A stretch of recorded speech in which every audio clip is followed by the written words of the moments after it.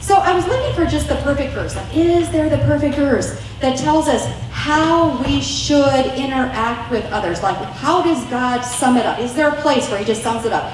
And it just popped out. Colossians 3, starting in verse 12. It says, "Put on then, as God's chosen ones, holy and beloved, compassionate hearts, kindness, humility, meekness, and patience, bearing with one another. And if one has a complaint against another, forgiving each other, as the Lord has forgiven you. So you also must forgive. And above all these, put on love, which binds everything together in perfect harmony."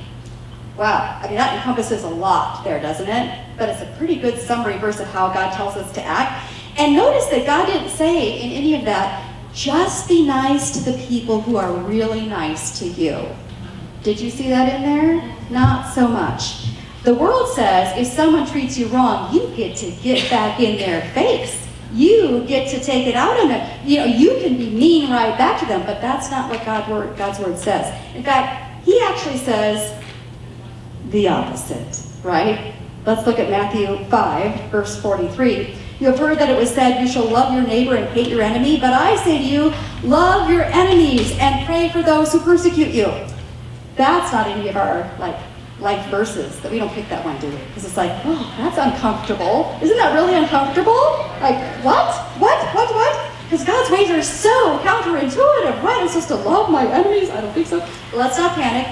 There is a balance in God's word. There's always like a balance in his word. And after the break, we're going to talk about that balance between loving and having boundaries in our relationships. But before we go any further, I want you to pause, because I have a feeling that God wants to point out to each one of us one specific relationship that he wants us to focus on tonight. So just take a moment and ask God. You might have several challenging relationships, but let's just focus on one tonight.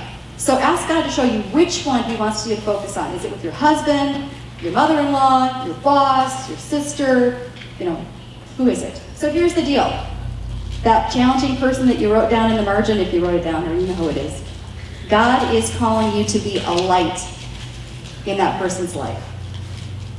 He is calling you to be a light in that person's life. He wants you to draw people to him because of the way you reflect his love. All the time, with all people. And I was like, I could hear a pin drop. Like, what? This is not what I came to hear. But this is God's word. And again, there is balance in God's word. There is balance. But he is calling you to be a light, even in those difficult relationships. Matthew 5:16, "Let your light so shine before men that they may see your good deeds and glorify your Father in heaven." That is God's plan. That even in those challenging relationships, the way that you carry yourself, not that you're being a doormat, not that you're allowing people to verbally abuse you, no, but the way you carry yourself, the way you choose to respond, is supposed to reflect God to that person.